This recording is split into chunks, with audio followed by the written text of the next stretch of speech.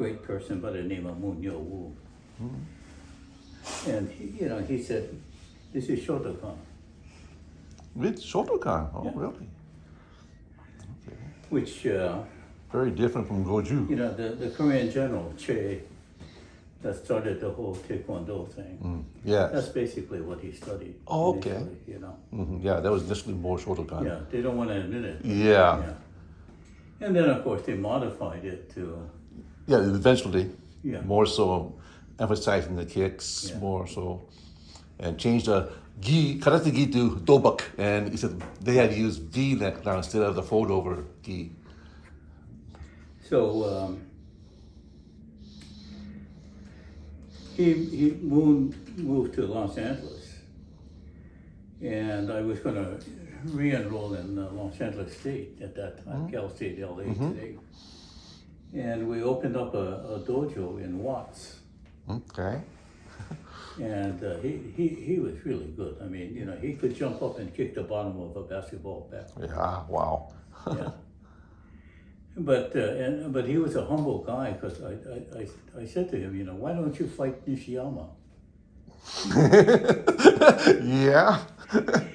And he very humbly, he said, you don't understand. Nishiyama sensei is a pro, I am an advanced amateur. Oh, yeah. So that was a good lesson for me. Yeah.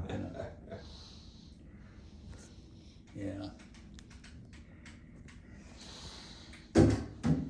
But Shane, the kind of story you don't want to tell is, my first raid before I went in the Army,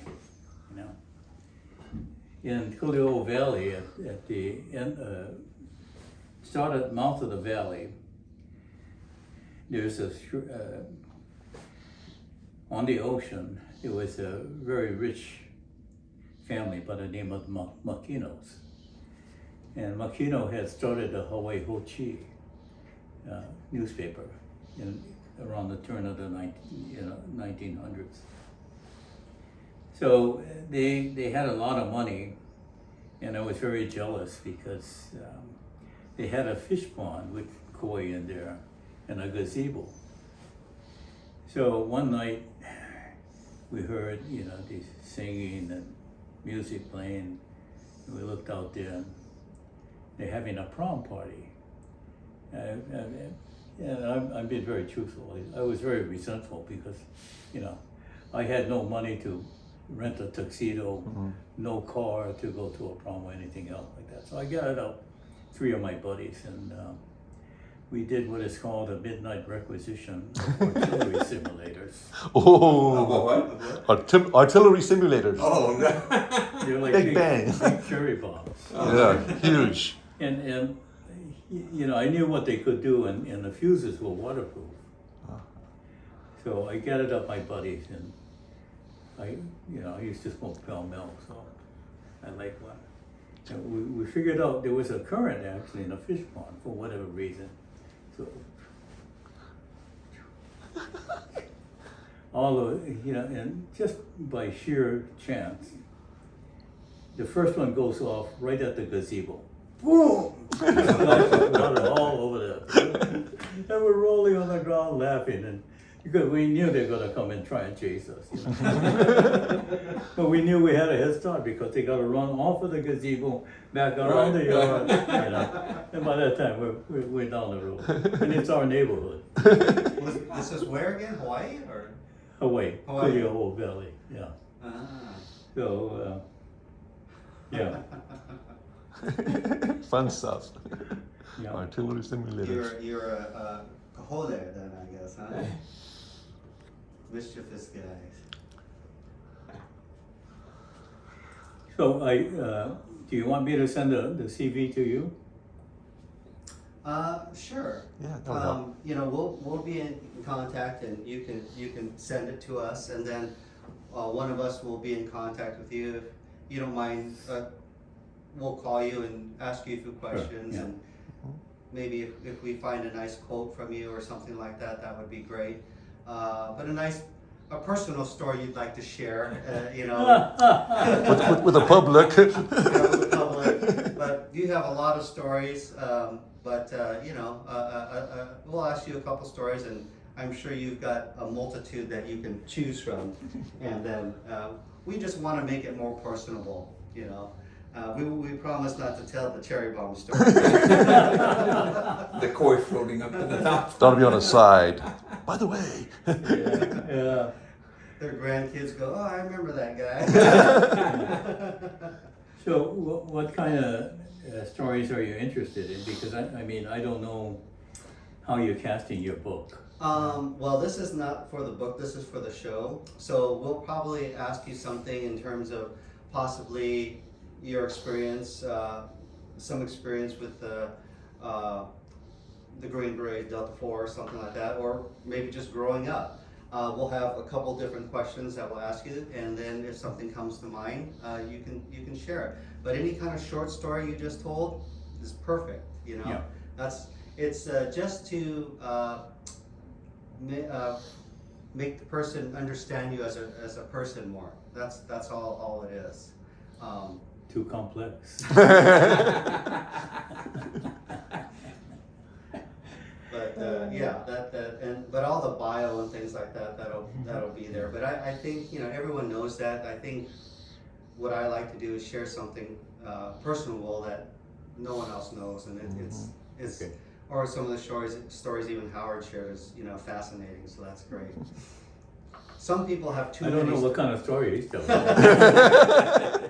Some people like yourself, I think, have too many stories, you know, so they don't know which one to choose, which is a good or a bad thing, you know. So, but I appreciate you coming out and spending your time with us. Oh. It'll look real nice, and Yeah. I think everyone will enjoy you being there. So you're done for the day? I think we For are done today. for Yeah, today. for today. Yeah. Yeah. So you came out all the way here just to help out? Yeah, oh yes. He's been invaluable. Howard's done everything today. Yeah. Yeah, so we came in, we made the makeshift studio, and which is actually not bad. This is a pretty nice size, and you know, the portraits. I'll go home and I'll work on it, and we'll get them done. So it'll take some time, but I have to figure out which of your poses I like best, so we'll see.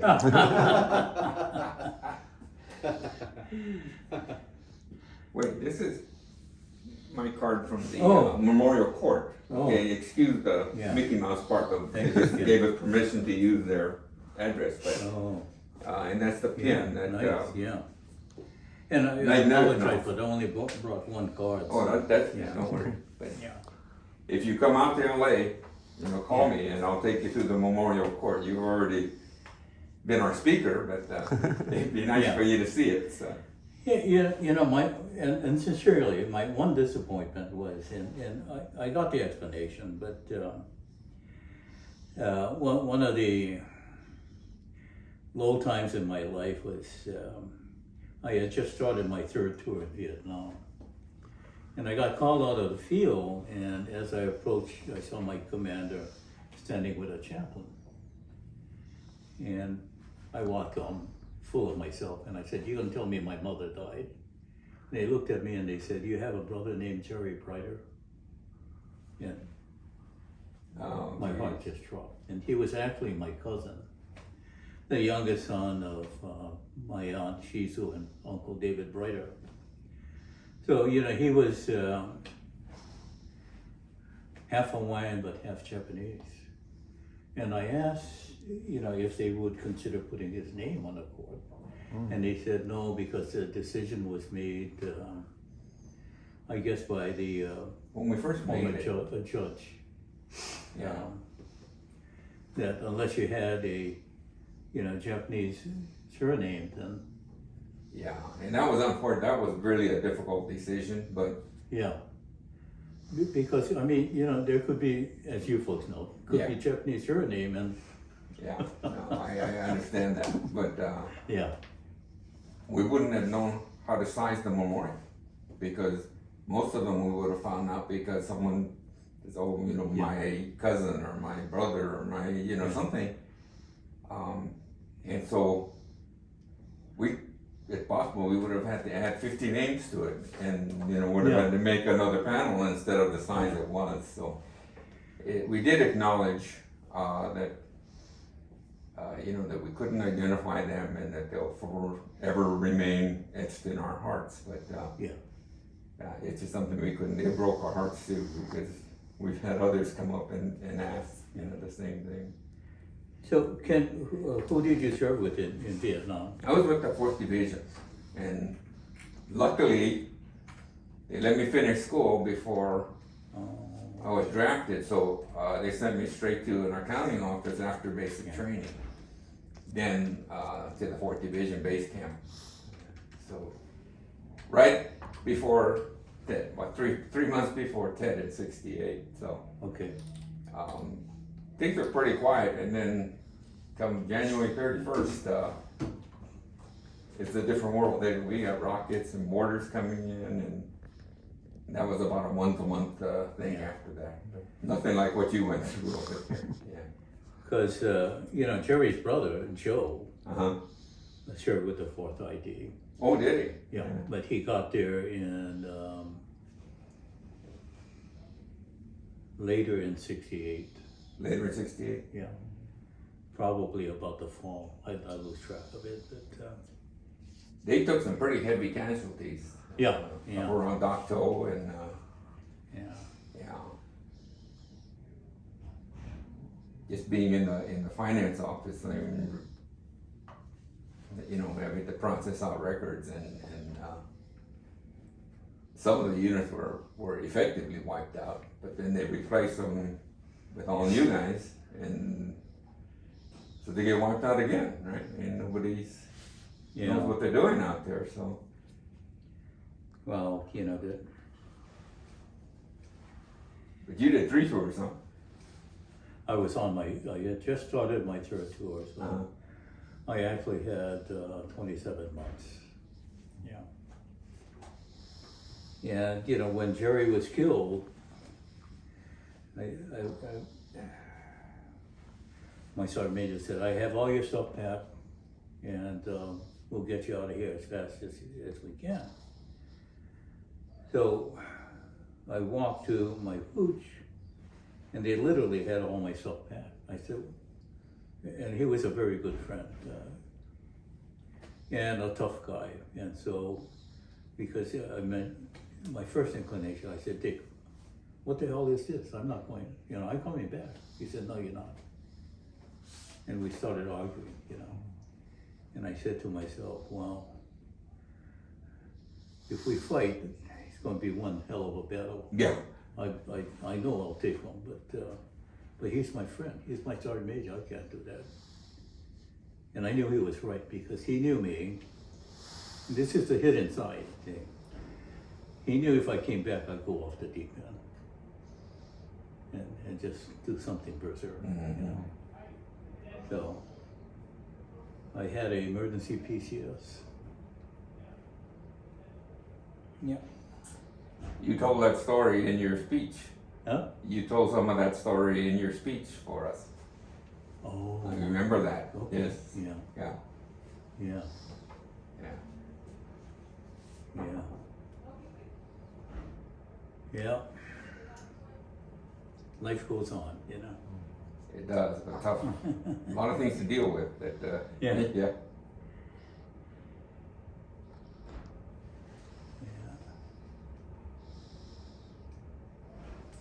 I think the